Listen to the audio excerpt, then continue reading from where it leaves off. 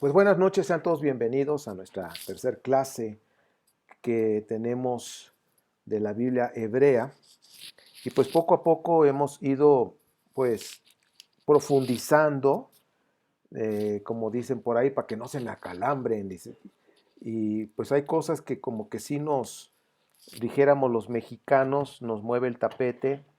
A mí muchas cosas como que sí me sacaron de onda, como dijéramos. Pero la verdad es que al principio como que fue un shock, pero ya después me empezó como se dice, le empecé a tomar sentido a lo que es la Biblia. Y una de los, la cuestión, ahorita vamos a hablar del tema que se les dio, pero uno de los impedimentos que fue una de las primeras clases en el segundo módulo que estábamos hablando, precisamente es cómo, cómo ven las personas la Biblia cuando la leen. Y uno de los graves, si yo me compré unas pastillas, mira, aquí las tengo. Uno de los graves problemas que hay, que yo considero que ha hecho mucho daño, y que creo, no sé ustedes, pero que a mí me hizo mucho daño, fue precisamente cuando nosotros decimos, es que es palabra de Dios, o sea, como si Dios mismo hubiera escrito así con el dedo, ¿verdad? Y, y que a veces eso como que nos detiene no, pues no dudes, no toques nada, no preguntes. Y cuando empezamos a ver que la Biblia, que para mí son libros sagrados, una cosa es libros sagrados y otra cosa es decir palabra de Dios. Ahora, estos libros sagrados, podemos decir que las personas que lo escribieron estaban inspirados, cuando estamos hablando de promesas, pues sí, de promesas, como lo dice la Biblia, y que mucho a nosotros nos ha bendecido. Pero aquí quiero poner muy en claro y muy importante esto, mis amados. Cuando nosotros vemos la escritura, este, como un libro sagrado y que la Torá tiene un objetivo, y hemos escuchado tantas veces que la Torá es la constitución del pueblo de Israel, en verdad así es. Para un pueblo que regresaba de allá del exilio, un pueblo que había perdido de alguna manera la identidad, un pueblo que había asimilado muchas costumbres egipcias. Digo, bueno, egipcias ya venía, pero costumbres babilónicas. Y luego que llegaron los persas con el zoroastrismo, también asimilaron esas costumbres. Y, y formaron de alguna manera una línea de comportamiento. Por eso es que vemos en la Torá que tiene mucha similitud con las cuestiones, por ejemplo, de la historia de Babilonia y de algunos conceptos del fin del mundo o de lo que se le llama escatología, que tiene que ver con las cuestiones persas. Y luego la cuestión del ambiente espiritual, aunque todas las culturas ven el ámbito espiritual, uno de los que más tiene información es el libro de los muertos que tienen los egipcios. Y que de alguna manera, como hemos estado hablando, todas las culturas en algún punto visualizan la reencarnación. Entonces, hablando del tema que nos compete en esta clase de Esaú y Jacob, es que nos demos cuenta en el análisis literario de que nos están representando precisamente Edom y la parte de Judá, que ya lo están tomando como el pueblo de Israel. Ya recuerden ustedes que Jacob o Jacubel, su nombre fue cambiado a Israel, ¿sí? Ya les di esa clase acerca del nombre y que está relacionado precisamente con el dios El. Y también, aunque él, pues lo consideran como si fuera Dios nada más, pero su raíz viene del Dios él.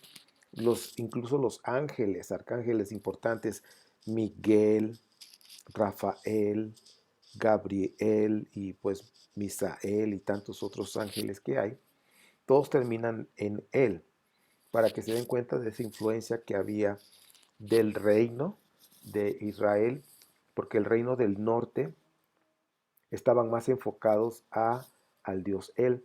El reino del sur estaban más enfocados al Dios que habían adoptado de Edom, que es Yahvé o el Yud Het Bat Hei. Entonces, estos dos personajes, estos dos, como les dije en la clase, dos personajes antagónicos que en otras culturas también existen, dos hermanos, y podemos, ahora sí que en Grecia, en Roma, en fin, hay esos personajes antagónicos que están hablando del comienzo de un pueblo. Entonces, ¿qué es lo que nos está mostrando? El libro de Génesis, de acuerdo a lo que el judaísmo, no a los fundamentalistas, a los rabinos, a los judíos que estudian, que tienen mente abierta, consideran que el capítulo 1 al 11 es la prehistoria, lo que es la creación, y en su momento analizaremos a Noé, ¿sí? Que realmente, ¿qué es Noé? Que el diluvio que hay en otras naciones, ahí lo están representando ya en la versión hebrea, pero nos están mostrando los continentes, o sea, los tipos de personas que había en aquel tiempo, África, el Medio Oriente y todos estos lugares, Europa, nos muestran con los hijos de Noé ese tipo de raza de personas, ¿ok? Y, y todo lo que habla ahí es precisamente las naciones que en aquel tiempo consideraban 70 naciones, pero bueno, ese es un tema. Del 1 al 11 es prehistoria, pero del capítulo 12 hasta el final de Génesis, entonces estamos viendo ahí la epopeya, ¿sí? De acuerdo al estilo literario que manejan los, ahora sí que historiadores y más los filólogos, que son los que se encargan a ver el análisis literario, consideran que es una epopeya, que es la formación de una nación. Ahora, no olviden esto, regresa el pueblo de Judá, judaítas, regresan y regresan, como les dije en un principio, sin identidad, sin tener una formación, ya, porque venían ya una generación, habían pasado 70 años, por decirlo así. Entonces tenían que darles una identidad de dónde venían ellos, quiénes eran sus padres, de dónde se originó todo. Y se construyó toda una historia de cómo se formó Israel, para poderles dar al pueblo una identidad.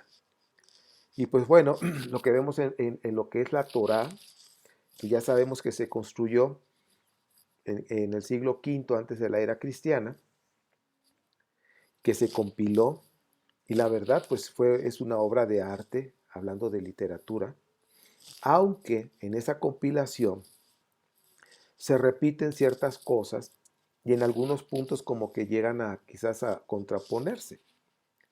Pero en sí, la Torá tiene un gran valor místico, un gran valor literario, sí, pero para mí, en lo personal, porque a mí me ha bendecido mucho, es el gran valor místico, lo que hay debajo de esas letras, que de acuerdo a lo que les enseñé de las revelaciones, es la parte del pico de arriba del triángulo, ustedes recordarán sus apuntes, el Sod, ¿sí? Esa parte escondida, esa parte mística, que como les decía yo en una ocasión, que eso fue lo que Yeshua estuvo enseñando muchísimo a sus discípulos, al pueblo, a la gente que lo escuchaba. Entonces, este comentario que les estoy haciendo es muy breve, por ahorita poder abrir a que ustedes puedan participar. Es para que ustedes vayan viendo que la Torá nos está mostrando realmente una historia, una epopeya de un pueblo. De ahí, por supuesto, que dentro de los puntos relevantes en el judaísmo, en su historia, por supuesto que está el Éxodo, está Moisés, que es un tema que se debe de tratar, pero también ver no tan solo si Moisés estuvo o no estuvo, sino eh, más que nada ver la parte, como yo les decía, la parte espiritual. ¿Qué pasa con el Éxodo? Yo creo que esos son los de los siguientes temas donde vamos a analizar qué pasó ahí, por qué tuvieron que hacer un personaje tan importante y dedicarle todo un libro, ¿ok? Para hablar de la entrega de las tablas y que como dicen los historiadores del mismo Israel, judíos, dice, dice, ojalá hubiera sido así de que haya pasado y que no pasó así. Pero nos deja una gran enseñanza, ¿ok? Por ejemplo, Hammurabi, que es un personaje importante en Babilonia, él recibió todos los códigos de Hammurabi, se los entregó el dios de ellos, el supremo, Marduk, se los entregó en un documento y todo el dibujo que hay en esa figura se ve perfectamente lo que pasó en el Sinaí con Moisés. Es un paralelo. Entonces, cosas así, y por eso el libro del Éxodo, que es todo un tema, ahora sí que llamar el Éxodo realidad o mito, pero se construyó ese libro precisamente para dar a conocer al pueblo que habían recibido esas leyes, toda esa información directamente de Dios. ¿Ok? Entonces se construyó y pues los 10 mandamientos que nosotros vemos en el Éxodo, por supuesto que ya hay antecedentes, ¿sí? De todas esas normas de amar a Dios y de amar al prójimo. Pero bueno, ese es otro tema. Ahorita nos compete hablar de esta clase número 3 que estamos hablando de Esaú y de Jacob, dos personajes antagónicos en la construcción de un pueblo. ¿Ok?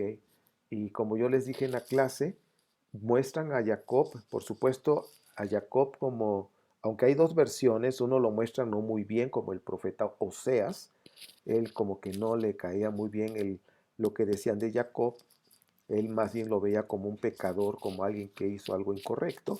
Sin embargo, otros lo presentan como un hombre perfecto, pacífico. Y es para que ustedes se den cuenta que aún en la misma escritura, ¿sí? En el judaísmo, va a haber oposición. Uno va a decir rojo o negro y el otro va a decir blanco. Y lo mismo sucede con Jacob. Uno hablan bien de él, otros hablan mal de él. Así es esto, ¿ok? Hablando de Yeshua, unos hablan que es hijo de Dios porque lo engendró, otros dicen no, es hijo de José. Otros dicen Yeshua no resucitó, otros dicen sí resucitó. Unos dicen va a regresar, otros dicen no va a regresar. Bueno, esto es siempre. Ahora sí que en la religión hay antagonismo también, así como Esaú y Jacob. Y también finalmente, si los historiadores hacen esa comparación de que Esaú y Jacob representan esa hermandad que hay entre el judaísmo y el cristianismo. Que realmente el cristianismo salió del judaísmo. ¿Por qué?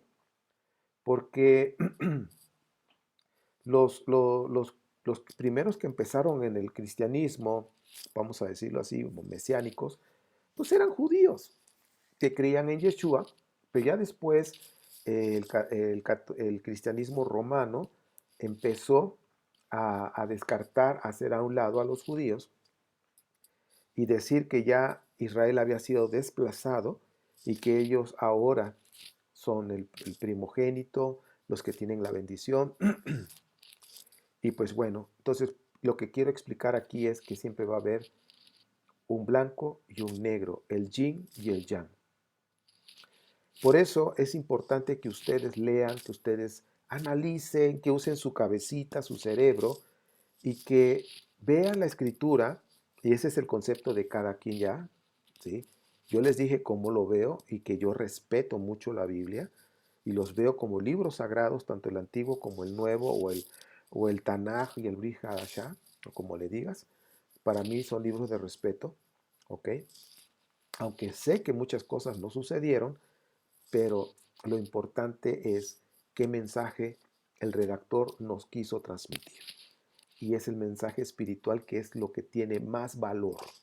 No tanto la historia, no tanto si tiene historicidad o no.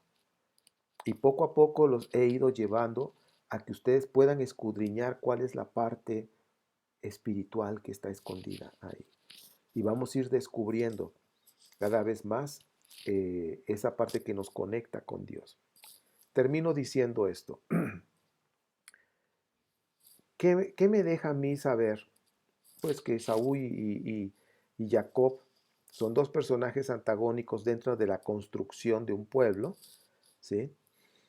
De la rivalidad que había entre ellos, del engaño, en todo eso, pues nos enseña pues un estilo de vida, de fe, porque hubo bendición, hablando de Jacob, ¿sí?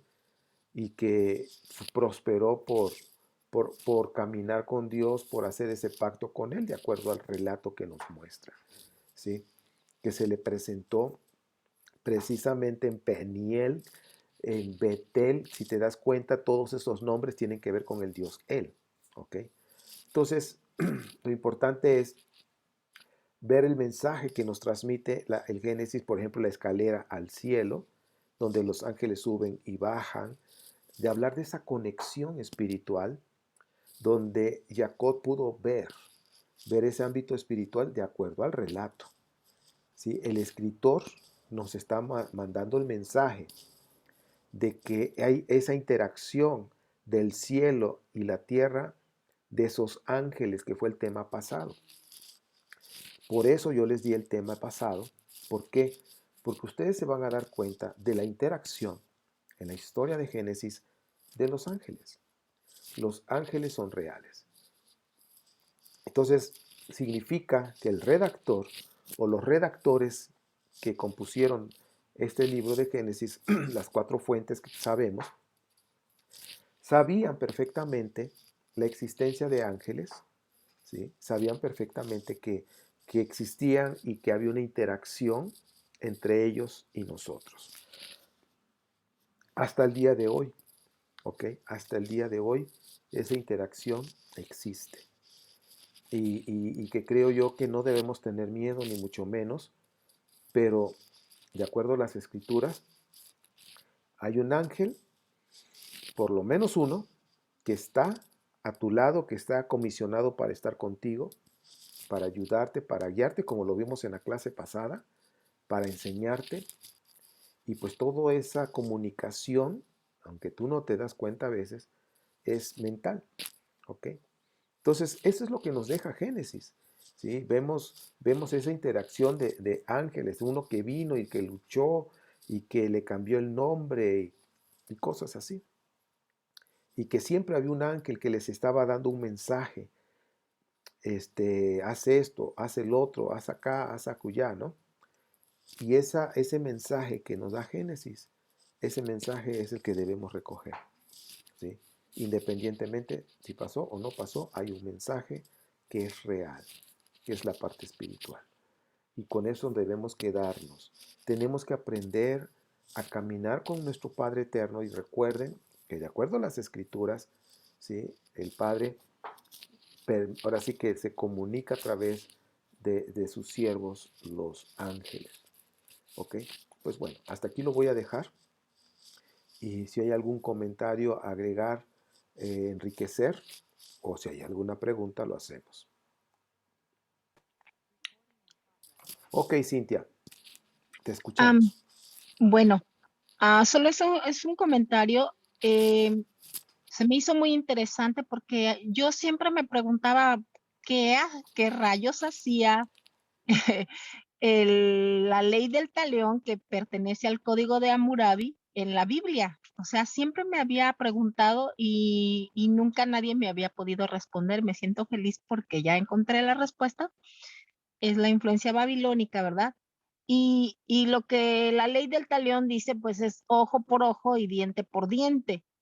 Y después Jesús, Yeshua, lo menciona, ¿verdad? En el libro de Mateo, y él menciona en el libro de Mateo, ¿verdad? Que habéis oído, ama a tus, a tu prójimo o al cercano, ¿verdad? Y odia a tu enemigo. Y entonces él lo transforma, ¿verdad? Viene y dice ahora, amad a vuestros enemigos y orad por quienes os persiguen. Y como lo que hablas de como darle ese sentido práctico a la Biblia, yo en lo personal creo que funciona, porque había una persona con la que yo tenía un chorro de resentimiento cuando estaba pues en el último tiempo de mi adolescencia y me acuerdo que leí esto y yo decía, o sea, esto es una locura, orar por una persona, pero cuando yo me empecé a dar cuenta que pasaban los meses y yo seguía con ese resentimiento y que me estaba dañando, dije, pues a ver si funciona, ¿no? Así como para ver qué onda. Y recuerdo que me puse a orar por esa persona que era un compañero de escuela y pues cuando estás chavo en adolescencia, pues cualquier situación así donde te pongan como en ridículo, pues te afecta un chorro, ¿verdad? Pero yo me recuerdo que empecé a orar por esta persona y llegó un momento en que de verdad, o sea, me di cuenta que dejé de sentir ese resentimiento. Entonces, este, pues solamente quería comentar eso. Perdón, tenía apagado el micrófono. Excelente, Cintia. Creo que cuando entremos a, que si Dios nos permite estudiar juntos, el estudiar el Éxodo, el estudiar si realmente pasó o no pasó, y que bueno, que así como lo cuenta el Éxodo, no pasó, ¿verdad? Pero hubo otros que ya, por lo menos hay como 3 éxodos registrados, ¿sí? Y eso fue de lo que se compiló para hacer el éxodo que tenemos en la Biblia. Pero bueno, independientemente de eso, hay una riqueza espiritual impresionante. Ujú. Bueno, hablando de la entrega de las tablas, si nosotros vemos el dibujo, la piedra, donde está Hammurabi o Hammurabi, como se mencione, y está Marduk y está entregando el rollo, y hay como esmeraldas abajo en el piso y todo, y nosotros ese cuadro lo vemos en el Sinaí, haz de cuenta que es un reflejo, ¿ok? Ujú. Es un reflejo. Y es por eso que vemos, como tú descubriste, la ley del talión y entre otras, por ejemplo, está también la ley de la cuestión de la adopción, que pues Hammurabi su código es el más antiguo y Ujú. que hasta el día de hoy sigue teniendo influencia en muchas de las leyes de muchas naciones. ¿Ok? Sí. Entonces fue más antiguo que la Torah. Ahora, como ustedes bien saben, estuvieron 70 años en Babilonia, pero antes también ya había influencia porque había mercadeo, había pues todo lo que es cultural, todo lo que es religioso en aquel tiempo pues se mezclaba pues, porque venían babilonios a vivir a Canaán y Canaán se iban allá, o sea, había intercambio de gente como de egipcios, en fin, Ujú. y es por eso, por ejemplo, el templo de Jerusalén es un templo egipcio, totalmente. ¿Ok? Ujú. Entonces, cosas así encontramos de, ¿cómo se llama? De influencias de otras culturas. ¿Ok? Ahora, la formación del pueblo de Israel también tiene que ver con otras culturas. ¿Ok? Pero Cintia, te agradezco tu participación. Muy buena la observación de la ley del talión. Excelente. ¿Algo más que quieras agregar? Mm, no, No, Ok, está bien. está bien, perfecto, Cintia, gracias. Mi querido Rafael, ya vi tu mano. Micrófonos hasta Canadá. ¿Qué tal? ¿Cómo está, hermano Ernesto? Aquí estamos, contentos. ¿Me escucha bien? Perfecto y claro, mi hermano. Ya. Sí, mire, Israel estuvo en Babilonia, ¿verdad? Así es, O sea que fue llevado los babilónicos ¿cómo se llama? Babilonia. Eso sí existió, eso sí es real, ¿verdad? así es. Eso ¿Verdad? sucedió, eso está Esto registrado. sucedió, ¿verdad? Eso Y tiene historicidad. eso tiene historicidad. Ajá, ¿cuánto tiempo estuvo allí? ¿70 años? ¿Cuánto tiempo Apro- estuvo allí en Ajá, Babilonia? ajá, 70. Ajá. O sea que sí, usted lo dice de que todo el compendio ¿cómo se llama?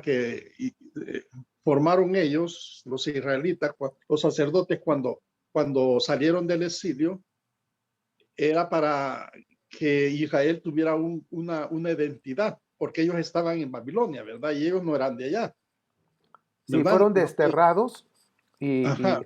y ya sabes que después el imperio babilónico pasó a la historia y llegó los persos, los medos y Sí, persas. Ok, y lo dejó ir para Jerusalén, así es. ¿verdad? Entonces allí hicieron ¿cómo se llama? Formaron el libro de la Biblia La hebrea Torá, para la Torá. así Formaron la es. Torá para que ellos tuvieran una identidad. Algo así los explicó, ¿verdad? No sé. Así es, sí, para dar una identidad y para tener una constitución que rigiera el trato entre ellos, cómo hacer los negocios y sobre todo el sistema religioso. O sea, Porque pues una muchos, constitución, tanto lo político como lo espiritual, pues. porque yo pienso que algunos que se los llevaron para Babilonia, algunos murieron allá. Y Así algunos es, nacieron, algunos nacieron, muchos, muchos nacieron allá y diciendo, bueno, nosotros de dónde somos, ¿verdad? así Para eso, es. para eso les sirvió para que ellos tuvieran una identidad y una constitución, como usted lo dice. Ahora, mi querido Rafael, qué bueno que estás tocando esto y luego me hiciste andar mis ardillas en mi cabeza.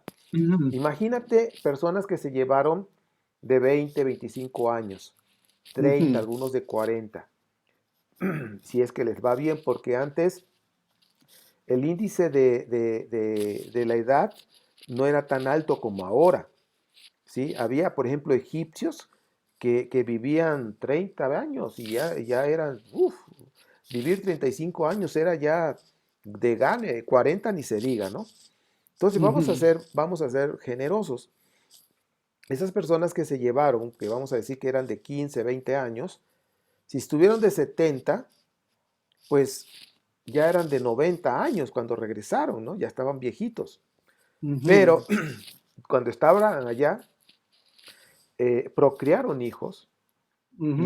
y muchos llegaron, regresaron y quizás había gente de 30 años, de 20 años, otros niños, ¿sí? Que no sabían nada de la historia de antes. Exacto. Entonces venían todo, vamos a decir, imagínate que crecieron en Canadá, allá donde tú vives, tú que conoces la cultura de Canadá, Ujú, y de repente se vienen a vivir a México, y vamos a pensar que tus hijos nacieron allá, y ahora se vienen a México y llegan a México y dice aquí, ¿qué onda? ¿Y qué es eso negro con bolas? Son frijoles. Y esa cosa redonda con carne adentro, eso se llaman tacos. Ejemplo, ujú. ¿no? No, pues no sé nada de esto aquí, ¿cómo está? Entonces tenían que reeducar. Ahora, como venían de un trato que hicieron con los persas, por eso los persas autorizaron que hicieran esa Torah para poder educar al pueblo y mantener un orden,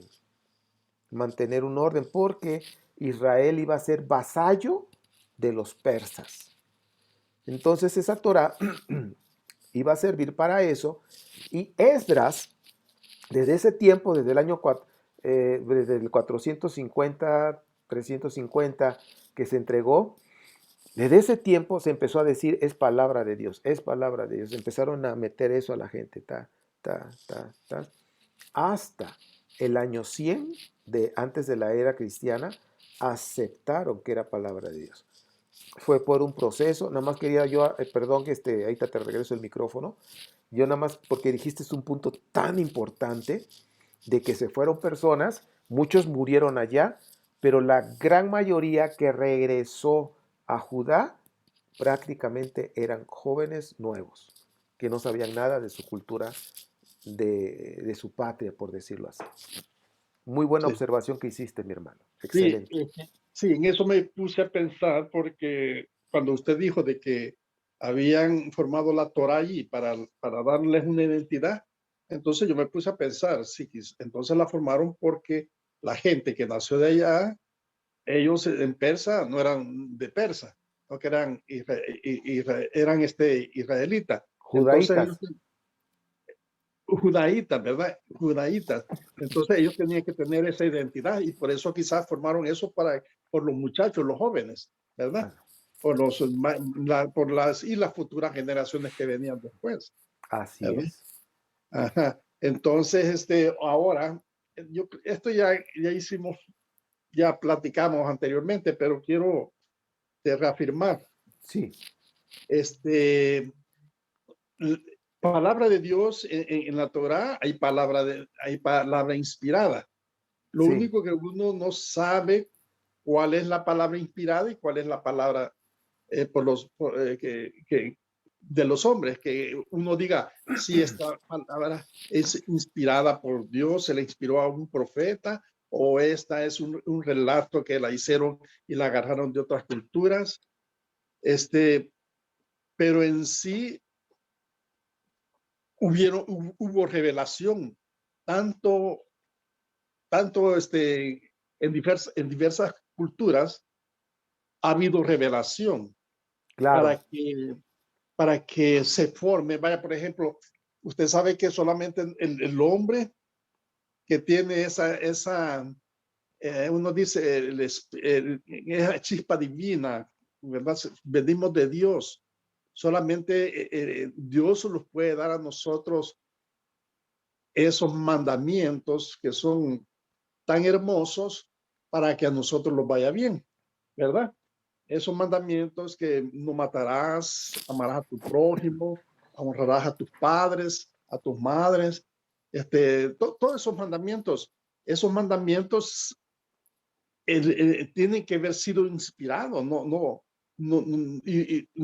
por alguien, por Dios, por el Eterno, por Hashem, pero no sabemos a quién, digamos, a qué culturas.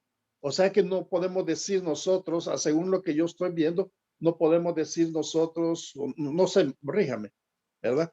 Que decir esto se lo reveló a Israel, porque si en las investigaciones que han hecho dicen que la Torá trae bastante influencia de Babilonia, de egipcia, prácticamente como decir, solamente lo han copiado y han hecho ellos sus relatos, es porque también a ellos se les ha sido revelada. No sé qué nos puede decir, hermano, de eso. sí, mira, mi querido Rafael, creo que estás discerniendo muy bien. Israel no tiene la revelación exclusiva y única, no. Lo que se ha encontrado que otras culturas, ¿sí? Por ejemplo, los budistas, los taoístas, hinduistas, los cabalistas, que pues, aunque no es una religión, pero es una ciencia, lo manejan así,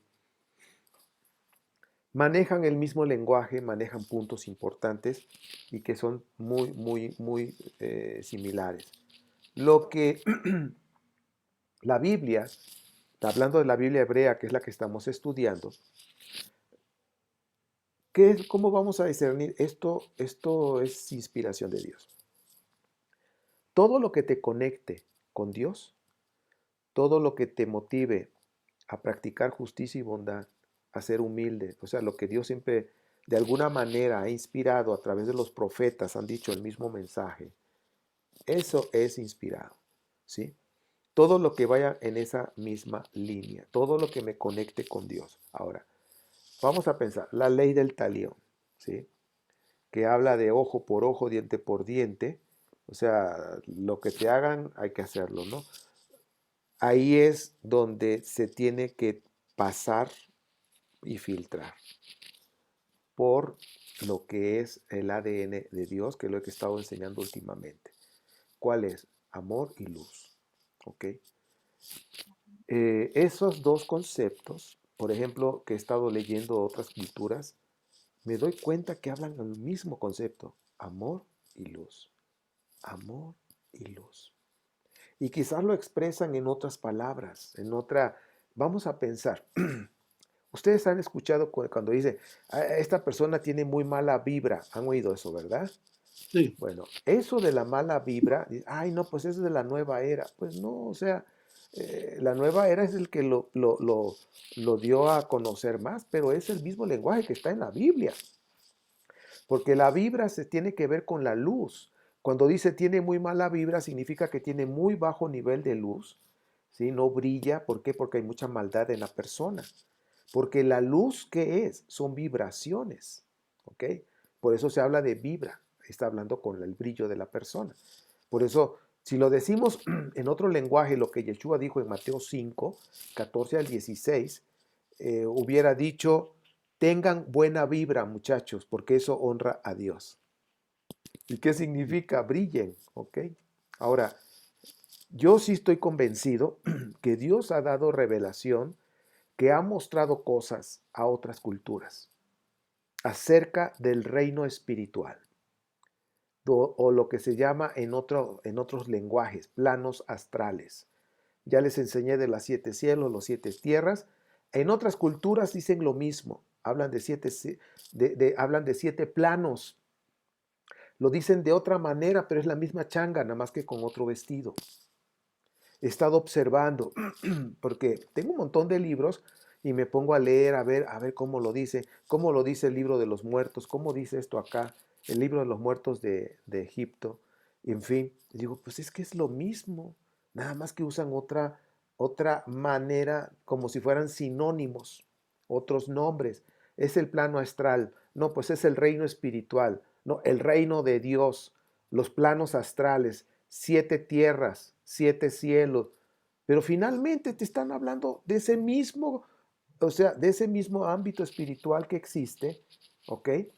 Que existe, eso no hay duda, y que Dios de alguna manera ha permitido esa información en diferentes culturas.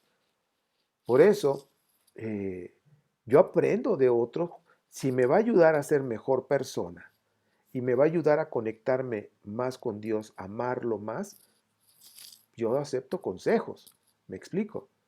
Y si ustedes observan, por ejemplo, los consejos de los budistas, pues también buscan hacer el bien. Haz el bien a tu prójimo, ¿sí? Haz esto y así, asá. Y cuando analizas sus conceptos, cuando analizas los conceptos de cada, vamos a llamar, no tanto como una religión, vamos a llamar filosofías, esa es, incluyendo la Kabbalah, te vas a dar cuenta que todas están buscando hacer el bien a las personas. ¿Ok? Entonces, pues, lo que tú dices, mi hermano, tienes razón. ¿Sí? Dios no es único de Israel. Que Israel así lo concibió y así lo expresa en esa construcción del pueblo. Somos el pueblo escogido.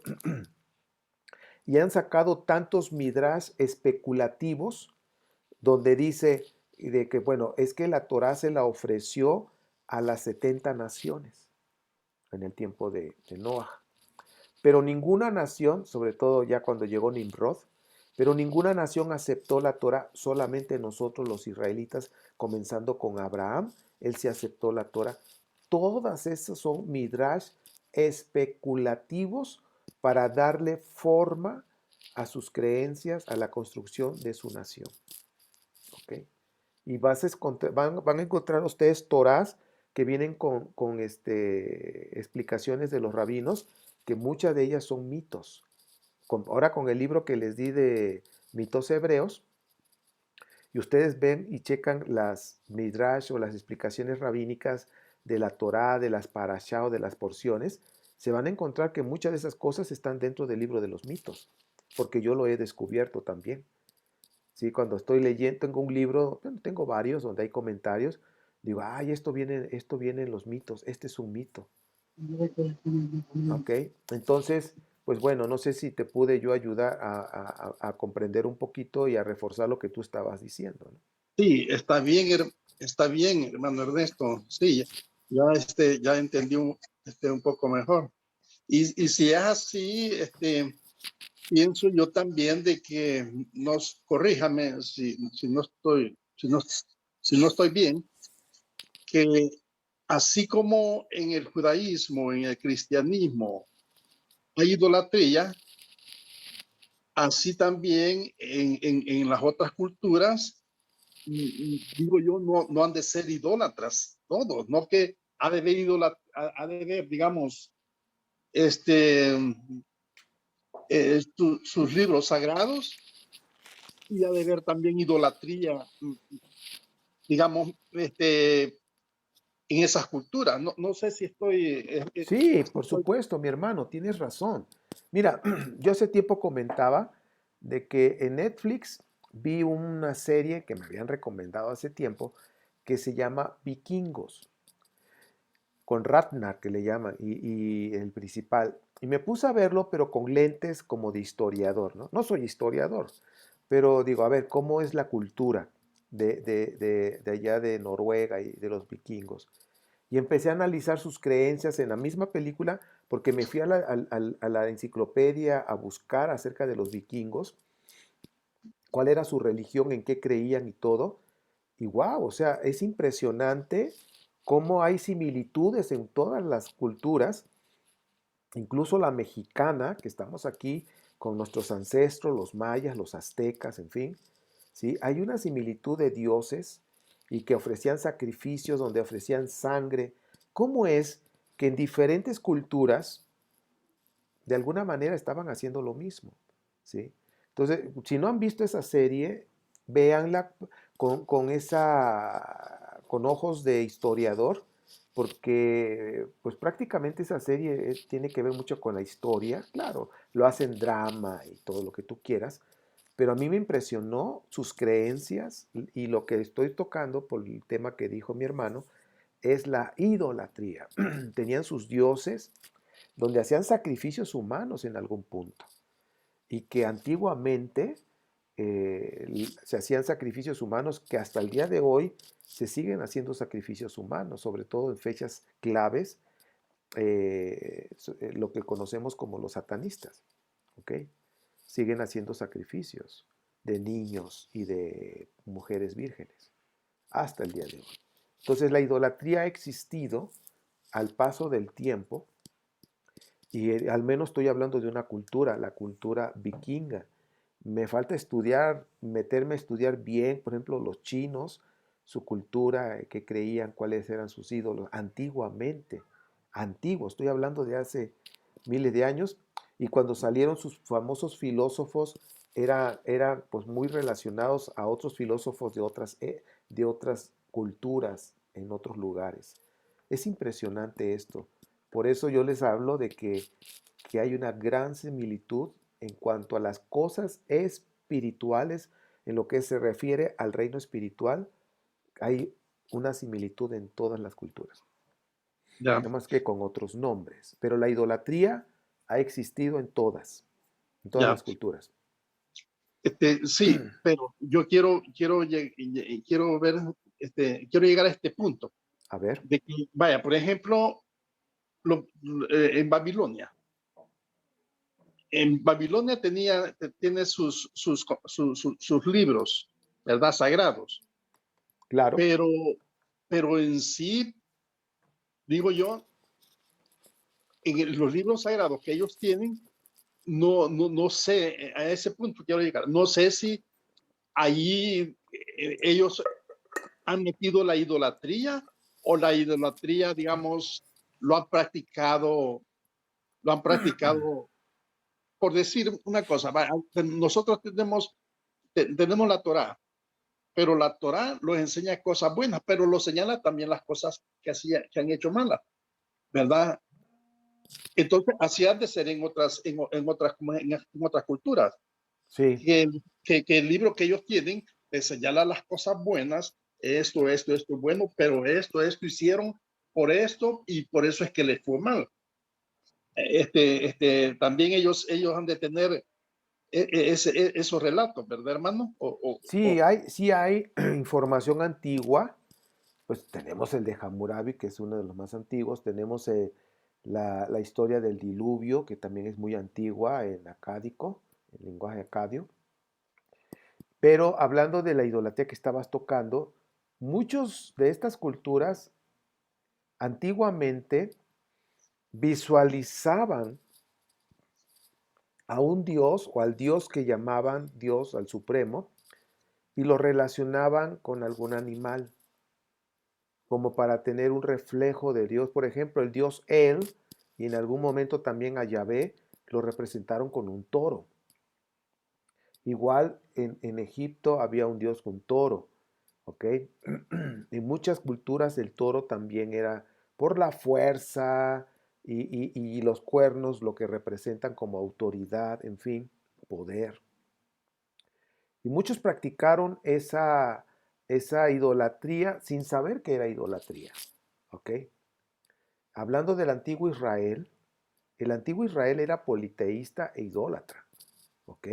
Porque en el templo antiguo, en el primer templo que hubo, había figuras, porque así se acostumbraba en aquellos tiempos, y no sabían que era idolatría, sino que era una costumbre tener ídolos. Por ejemplo, normalmente un dios, ya sea él o Yahvé, tenían una esposa. Entonces tenían, por decir, como este es donde tomo agua, tenían uno así, donde ponían al dios él o a Yahvé, el toro, y uno más chiquitito, donde ponían a Cherá, ¿sí? Y estaban a la entrada de los templos. De alguna manera, en uno de los cursos les di esas fotografías. Si no están en el curso de monoteísmo, ahí muestro esas fotografías de ruinas y cómo estaban esos altares. Entonces practicaban la idolatría sin saberlo porque era parte de su cultura, era parte de sus creencias el tener una representación de Dios. Ahora, ya entrando cuando empezaron los deuteronomistas, empezar desde el año 700 hacia cuando hicieron la Torá, fue cuando empezaron a quitar la cuestión de idolatría y empezaron a establecer el monoteísmo, pero sin tener una figura en el templo, aunque dejaron una representación. En el caso de Asherá, dejaron la menorá que es el almendro, representa a Asherá. Incluso en el templo había columnas, ¿sí? Y había dibujos de palmeras, leones. Las palmeras representan a la diosa. Entonces, y leones, siempre Asherá estaba parada frente a leones. Entonces, de alguna forma, siempre, aún en el segundo templo, aunque ya no tenían la figura de Asherá, que eran los árboles tallados cerca por lo general estaban cerca de de los altares de sacrificios. Por eso la Torá dice prohíbe que pongan árboles cerca de los altares. ¿Por qué? Porque los árboles los tallaban y formaban a la mujer que era Asherá. Entonces, en el segundo templo, aparentemente Asherá, como dice Zacarías, la enviaron a Babilonia y allá le hicieron un templo. Por eso viene el Proverbios capítulo 9, ¿sí? Los primeros 3 versículos, habla del templo de Asherá. El capítulo 8 de Proverbios es el poema a Asherá. Nada más que en lugar de decir Asherá, le cambiaron y ahora es sabiduría. Pero es el poema a la diosa. Y en el capítulo 9 es cuando se construye el templo con 7 columnas. Y pues bueno, sacaron a Asherá de las creencias de Israel, que no fue nada fácil, pero de alguna manera dejaron la representación de la menorá. La menorá, antiguamente, ¿sí? Representa a Asherá. ¿Okay? Entonces la idolatría ha estado presente. Siempre desde que tenemos registros registros antiguos de arqueología, la idolatría, al ser una figura de barro, de metal, de madera, de lo que sea, la idolatría ha estado presente en la vida humana hasta el día de hoy. Entonces, hermano, podemos decir de que a los profetas que exhortaban a Israel, ¿verdad? Tanto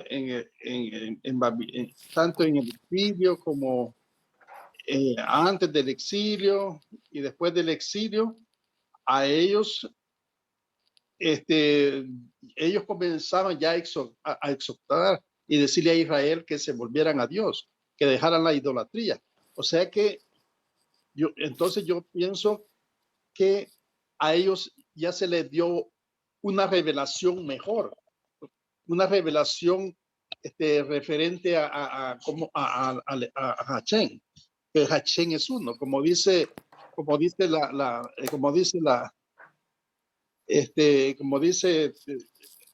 la Torá, oye Israel uno es, ¿verdad? Cuando ya comenzaron ellos a adorar solamente a un Dios. O sea que mi pregunta es, entonces, a los profetas hebreos se les comenzó a revelar que dejaran, como ellos decían, que dejen la idolatría y que se vuelvan a Dios, que practiquen bondad y justicia con amor, que sean humildes, ¿verdad? Esa es Sí, y cuando leas a los profetas, recuerda que tienes que identificar en qué época están. Preexilio, exilio, después del exilio. En el preexilio, recuerden que los profetas, ¿sí? que estaban ahí, de alguna manera en el templo había figuras. Lo que están, el monoteísmo que realmente se intentó y se empezó con Jeremías, con Josías, que empezaron a enfocar todo en Jerusalén y en fin, empezaron ahí a hablar de un solo Dios, pero era monolatría. La monolatría significa yo tengo un Dios, pero sé que hay otros dioses. Esa es monolatría. Pero eso no, perdón, pero eso no lo aceptaban ¿cómo se llaman?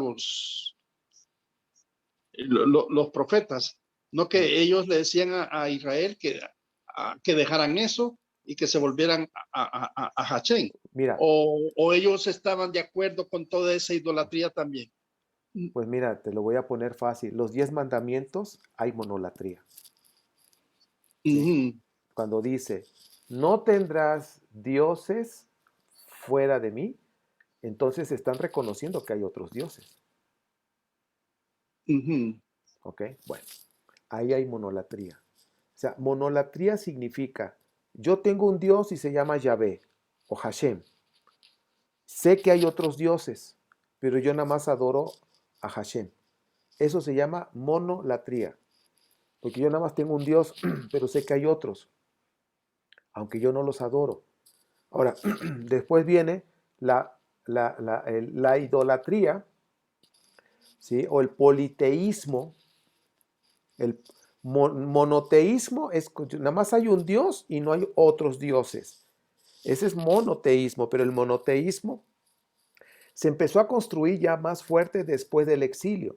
Se intentó hasta casi hasta el año 100 fue cuando más o menos les cayó el 20 y cayó un dios. Pero en el preexilio había monolatría, ¿ok? Y había también politeísmo. ¿Qué significa? Que adoraban más de un dios. Podían haber adorado 2 o 3 dioses, ¿ok? Había politeísmo, ya poli es más de dos en adelante. Entonces tenemos que ver el significado de monoteísmo, monolatría y politeísmo. Son 3 conceptos diferentes. Aparentemente la monolatría y politeísmo es lo mismo, pero no. Monolatría, adoran a un dios, pero saben que hay otros dioses. Y en el politeísmo ni se diga. Saben que hay otros dioses y adoran por lo menos a 3 o 4. ¿Ok? Entonces, Israel pasó todo ese proceso. ujú. Pasó desde politeísmo, monolatría, hasta el monoteísmo, que no fue fácil. La prueba es ¿sí? En el curso de monoteísmo enseño que seguían todavía sacrificando a Cherá, a otros dioses, a Moloch, los niños, o sea, iban al templo, pero también iban y hacían sacrificios. Y es lo que hablaban los profetas después del exilio, que seguían haciendo eso. Y la manera de poder quitar esa costumbre de, de sacrificio de niños, agregaron el capítulo 22 de Génesis, lo interpolaron, lo agregaron e hicieron la ley de los primogénitos. Entonces mostraron, no, pues mira, nuestros antepasados, nuestro patriarca Abraham iba a sacrificar a su hijo, pero ya no lo sacrificó. Ustedes tampoco lo hagan. Por eso está la ley de los primogénitos para rescatarlos. O sea, dense cuenta cómo todo se construyó para quitar la idolatría. ¿Sí? Hay una razón de ser. Las historias que vemos nosotros en Génesis, hay una razón de ser. ¿Ok? El monoteísmo no fue fácil que Israel lo pudiera adoptar hasta, bueno, es decir, en la época de Yeshua, aunque iban al templo, ¿sí? Todavía había gente en la época de Yeshua que sacrificaban a Moloch, ¿sí? En Bejinón, ahí en esa parte. Hermano Ernesto, pero esa revelación que tuvo los profetas del pre-exilio, fue una revelación de Dios, que no adoraran otros dioses, no que solamente había uno.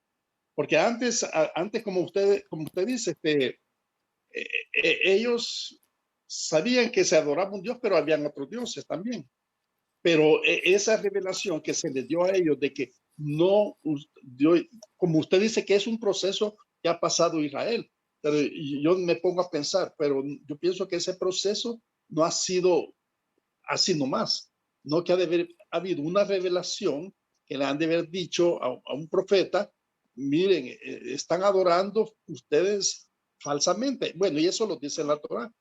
Solamente adorarán a un Dios. Y así es que ellos, digamos, ya después ellos ya comenzaron a decirles, miren, hay un solo Dios que se tiene que adorar. No tienen que adorar a los otros dioses. Apártense de eso. Entonces ha habido una revelación, por decirlo así, progresiva, a que Así antes es. adoraban un montón de dioses y después les dijo Dios, ¿verdad? Miren, solo yo, ¿verdad? Como lo dice la Torah, ¿verdad? Mira, mira mi hermano, te voy a poner fácil para que lo ubiques mejor. Ya. En el preexilio había monolatría y había politeísmo. Había de las dos. En el exilio, durante el exilio, tan solo checa esto. Isaías está en tres partes, son tres autores. Preexilio, exilio y después del exilio. El profeta del exilio de Isaías escribió del capítulo 40 al 55. Ahora, tú observa cómo se expresa ese profeta. Ahora, en el exilio ya se estaba construyendo la nación de Israel y se estaba construyendo el judaísmo, ¿ok? El monoteísmo.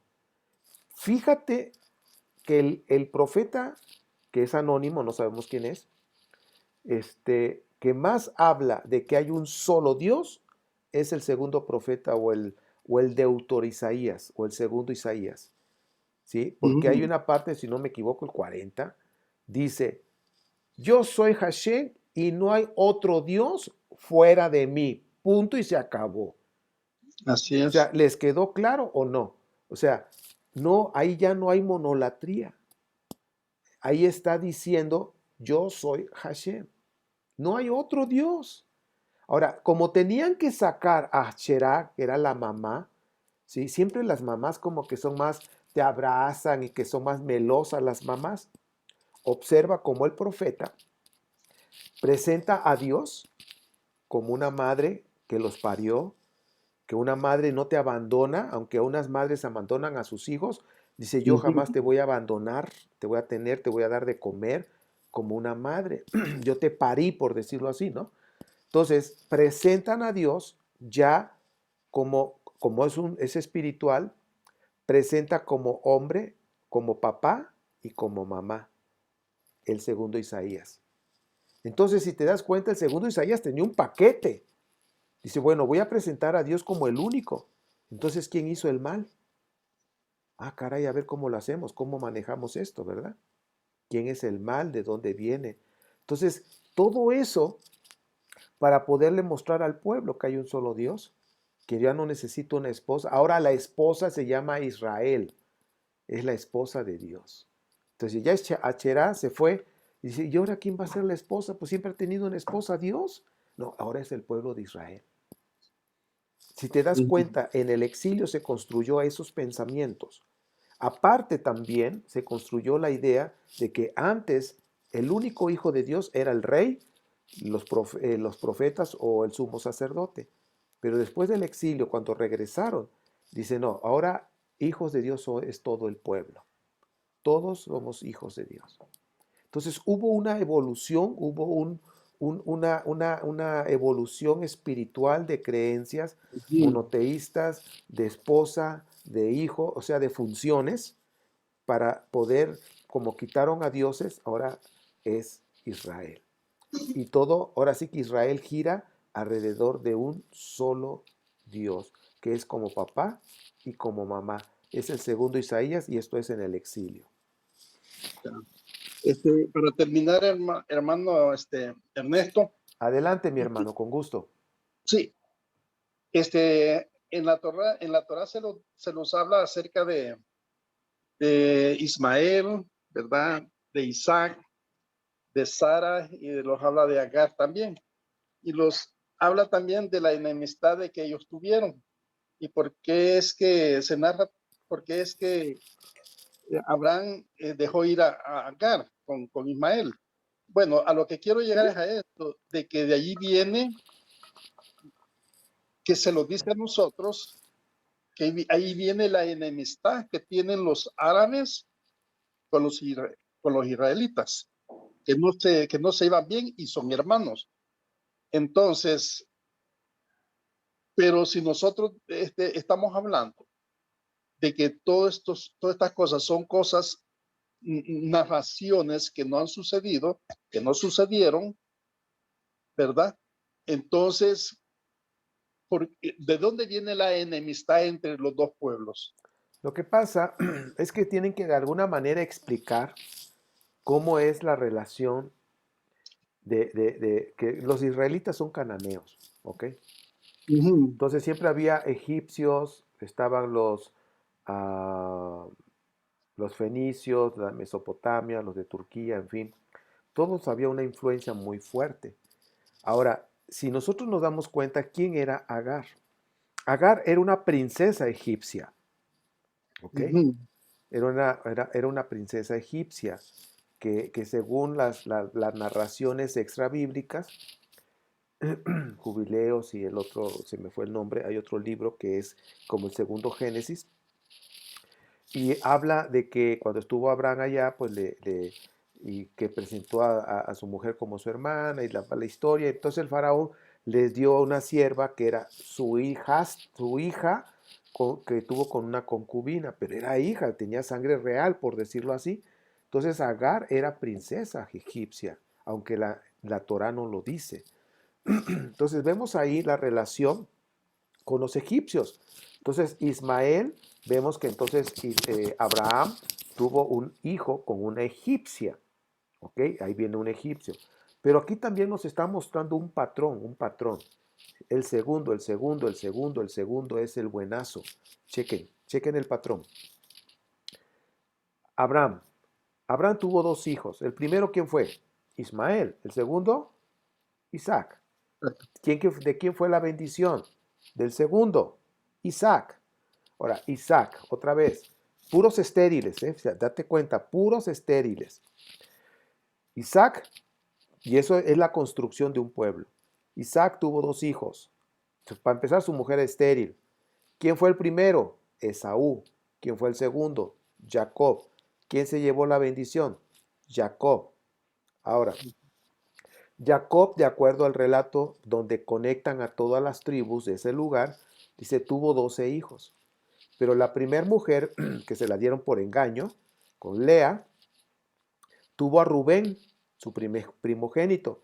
Pero la mujer, el amor de su vida, Raquel, ¿sí? Este, era estéril. ¿Se acuerdan de eso? Chequen el Sí. dato. Estéril. Su hermana era prolífera. No, hombre, estaba chamaco tras chamaco y viene, y la última, Dina, ¿no? Bueno, y su hermana no. Y de repente Dios le concede tener un hijo. ¿Quién fue el primogénito? José. Pero el primogénito de Raquel. Ahora, hablando de primogénitos de las dos esposas legales, ¿sí? ¿Quién fue el primer primogénito que tuvo Jacob? Fue Rubén.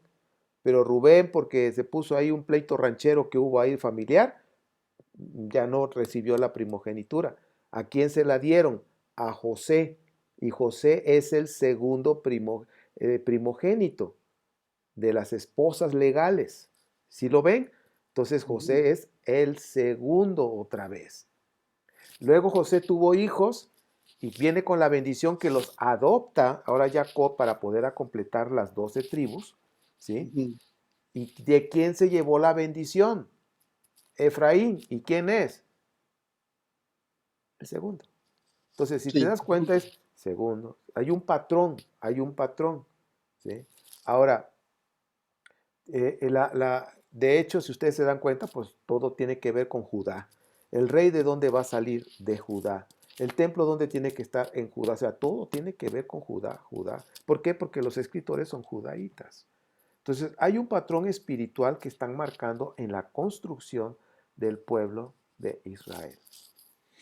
Bueno, esto hablando de los hijos y pues, por ejemplo, este José, José el soñador, que hay ciertos información acerca de él, pues también estuvo relacionado con los egipcios, sus hijos, ¿sí? Entonces, pues, más que nada lo que nosotros vemos en Génesis son las relaciones con, con las culturas o las tierras de ahí cercanas, egipcios, los persas, en fin, todos ellos. Son culturales. Igual Noé habla de territorios. ¿Ok? Ya. Pero hermano, entonces, de ahí, ¿por qué viene, de dónde viene, perdón, de dónde viene ¿cómo se llama? La enemistad entre los árabes y los judíos? Porque sí, eso es real, porque nosotros lo vemos, ¿verdad? Que cómo se llama, que no se quiere y solamente han estado en guerra desde ya hace bastante. Entonces, ¿de dónde viene esa enemistad si la mayor parte de historia podemos decir, es historia ficticia? Entonces, ¿de dónde viene esa enemistad de ellos? Lo que pasa que lo que estamos viendo nosotros antiguamente, o sea, los pueblos siempre han existido ahí. ¿Ok? Y la enemistad con los palestinos, que son los mismos, o sea, estamos hablando, imagínate un territorio, ¿no? Y en ese territorio es donde están los cananeos ahora, que antes hubo un tiempo que le llamaron Palestina, ahora es Israel. Todo ese territorio siempre han sido los mismos y siempre ha habido peleas entre ellos, pero lo que ahora están peleando, más que nada, es que han hecho una distinción de decir Israel, ¿sí? Es el dueño de todo esto y los palestinos están peleando, o sea, es una pelea de tierras. Ahora, esto no es nuevo, esto es desde la antigüedad. Entonces, de alguna manera, en la construcción de la historia tenían que poner por qué había enemistad tan solo con los edomitas, ¿sí? Los velludos, los rojos, ¿sí? Todo el significado, como en la clase que les di, todo el significado. Entonces, esa historia de alguna manera está explicando el por qué había esa enemistad y por qué ya después los deuteronomistas, los que escribieron los libros deuteronomistas, hablan de cómo David conquistó parte de los edomitas, como, o sea, Edom tiene una parte importante en la formación también. Por ejemplo, Yahvé, ¿de dónde viene? De Edom, de ahí salió, de Edom. ¿De dónde se presentó Dios a Moisés? En Edom. O sea, Edom es importante dentro de esta historia, pero había ciertas peleas, y de alguna manera pues tenían que explicarlo. Todo eso en Génesis te lo explica, todo es político, ¿sí? Lo que ya les dije de Noé, te están mostrando un mapa político en la descripción de los hijos y que tuvo este hijo así, asá, es un mapa político territorial, ¿ok? Sí, porque lo que nosotros tenemos presente, que se lo ha enseñado bastante en la cristiandad, es de que, ¿por qué es que por qué es que no se llevan bien y que son hermanos, ¿verdad? Y el rechazo y todo eso. Pero hoy, viendo la situación, cómo es, entonces hoy uno dice, bueno, entonces, ¿por qué se pelean? Y como usted dice, son, digamos, son pleitos quizás de ya hace bastante, ¿verdad? Ancestrales ya, o sea, no Ya, es nuevo. que uno la verdad las cosas que ya no sabe, porque antes yo decía, ¿verdad? Y yo pienso que todos decíamos, no, los árabes están celosos. Porque así decía yo, los árabes están celosos, porque, porque el de la promesa fue Isaac, y a Ismael lo echó, pero sí le dio también bendiciones. Y yo no sé por qué los árabes están peleando si están bien bendecidos. O sea que nosotros tenemos esa historia, ¿verdad? Pero Sí, ya en la realidad es otra historia, que uno no la conoce. hay un libro que tengo en la biblioteca, pero en mi blog, porque está muy pesado. Lo hizo un historiador israelí pues, muy respetado en la Universidad de Tel Aviv. Es realmente la historia de Israel, pero de la parte política. Dice las cosas como son y por qué las broncas de hoy en día. Si Ah, les vaya, gusta leer, les voy a decir en dónde está. Está en mi biblioteca del blog. Como les dije, está pesado, les voy a dar el nombre. Y si lo quieren bajar, lo bajan y le dan una leidita. Buscan a ese escritor. Está en YouTube. Está dando la exponencia de su libro. Fue muy atacado porque él dijo las cosas como son, ¿sí? Cómo es dice la verdadera historia de Israel, cómo es. Entonces, híjole, está impresionante la información. Hay muchas cosas políticas. La pelea que hoy se ve es una pelea política muy fuerte, pero la política siempre ha existido. Es como, por ejemplo, Corea, ¿no? Corea del Norte y Corea del Sur pues están ahí de no me mires y no, yo tampoco te miro, ¿no? Están ahí divididos. En muchos lugares siempre ha habido enemistades, aunque han pasado los tiempos, pero la enemistad en el ser humano ha existido. Ahora, en el antiguo Medio Oriente, lo que pelean los palestinos dice, ¿por qué le dan a Israel todo este territorio? Si nada más dice, ah, no, pues es que se lo dio a Abraham y fue una promesa. Y como ellos saben que eso nada más es una historia contada, por decirlo así, por eso la pelean. Por eso dice, ¿cómo va a ser? Debemos, o sea, es Palestina, no nada más es Israel y cosas por el estilo, ¿no? Lo que sí pasó fue lo de Persia, cuando entregó la tierra y que le pusieron a Israel, eso sí es real. Eso sí, porque hay historicidad en eso. bueno, Entonces muchas sí, gracias, hermano, sí, hay ¿verdad? mucho que leer, mi hermano, mis hermanos, hay mucho que leer. Ya me imagino, sí, ya me imagino. Sí, no, no, yo a veces no, es que yo a veces no me doy abasto, a veces tengo que estar leyendo 3, 4 libros. Como estoy leyendo diferentes temas, y leo por ratitos uno y por ratitos el otro, y ese libro no está impresionante, se los voy a mandar el nombre para que lo bajen y busquen en YouTube a ese historiador sobre su libro. Está bien. Tienen conferencias en español y se van a quedar impresionados de la verdad de la historia de la formación del Estado de Israel. Es tremendo. Todo es política. ¿Ok? Pero lo bueno es que el hermano Ernesto es una biblioteca, ¿verdad? Y ahí solamente podemos preguntar y ahí nos dice el hermano Ernesto. No, oye, mi hermano, no me sé todo, ¿eh? Hay cosas que yo no sé, la verdad. Pero me gusta leer, sí me gusta leer. Ya Tengo está como bien, hermano. 500 libros, mano. Tengo como 500 libros. Entonces voy leyendo conforme voy necesitando y voy aprendiendo aquí, acullá. Entonces, pues, pero ya estoy curado de espanto, pero les reitero y se los he dicho. ¿Amo la Biblia? Sí la amo. No me Ujú. importa si tiene o no tiene historicidad, a mí no me importa, pero sí me importa mucho el mensaje espiritual que tiene, que es poderoso. No, no, no, no. Poco a poco les voy a ir enseñando a meterse, ¿sí? A meterse en esa parte espiritual y yo les aseguro que una vez que se metan ya no se van a querer salir, porque eso me pasó a mí.